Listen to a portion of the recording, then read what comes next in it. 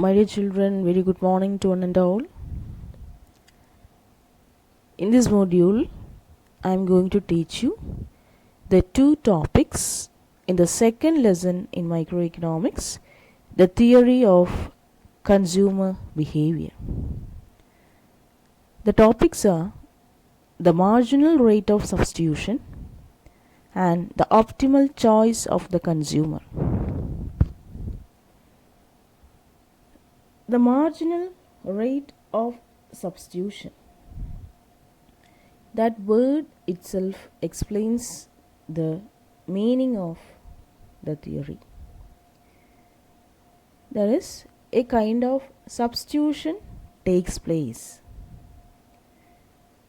A person consumes 1 unit of food and 12 units of clothing.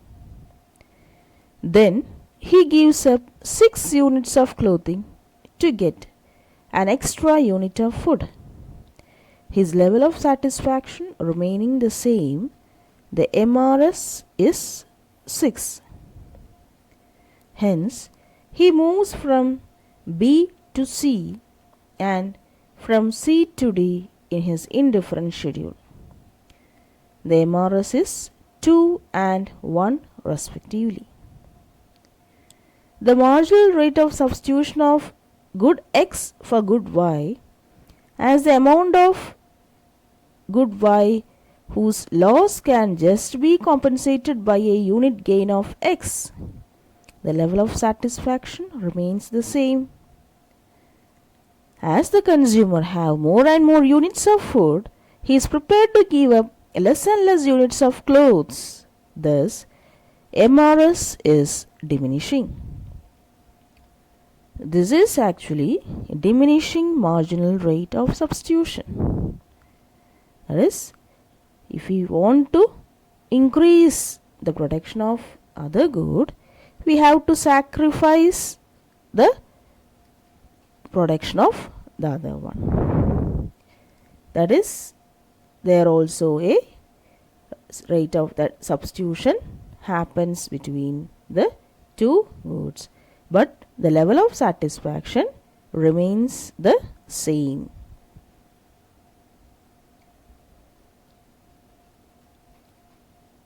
Next one is about the graphical representation of the marginal rate of substitution. Here we can see that in the X and the Y axis, it is represented, that is, in the Y axis clothing is represented and in the X axis the food is given. And we can see the marginal rate of substitution curve is drawn. The MRS is the rate at which the consumer is prepared to exchange the goods X and Y. Under the standard assumption of neoclassical economics, the goods and services are continuously divisible. The marginal rate of substitution will be the same regardless of the direction of exchange. It will correspond to the slope of an indifference passing through the consumption bundle. So if we join the points, here we can see that is at first 12 units of clothing, and after that, to increase the production of food, we sacrifice the unit of clothing and we increased the production of food. So that's why it is termed as the diminishing marginal rate of substitution. Without decreasing the production of clothing, we cannot increase the production of food. So I hope it's clear for you. Next one is regarding the consumer's equilibrium. This theory states that the consumer will be at equilibrium at point Q on IC3. The consumer will buy OM of x and ON of y.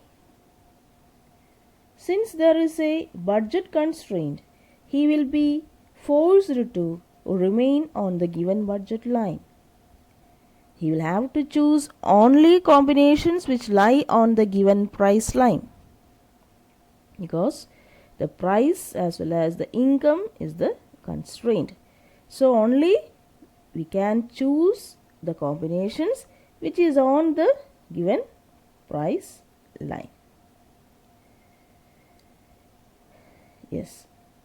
So here in this picture we can see that the good y is represented in the y-axis and the good x is represented in the x-axis, and the different indifference curves are drawn. Starts from IC1, IC2, IC3, IC4, IC5 are the different indifference curves. And PL is the budget line for goods X and Y. Combinations R, S, Q, T, H cost the same. Here, the consumer's aim is to reach the highest indifference curve which maximizes his satisfaction. R or H lies on a lower indifference curve. That is, the combination R as well as H lies on a lower indifference curve IC1. S or T lies on a lower indifference curve IC2. Here, the consumer will be at equilibrium at point Q on IC3. The consumer will buy OM of X and ON of Y. Since there is a budget constraint, he will be forced to remain on the given budget line. He will have to choose only combinations which lie on the given price line. That is, the optimal choice of the consumer's equilibrium, if we explain, after attaining the stage of indifference curve and budget constraint, the consumer has to reach the equilibrium position. A consumer derives maximum possible satisfaction from the goods at equilibrium position. A consumer cannot rearrange his purchase of goods at that level. So these are the conditions where the consumer reaches the optimal point also.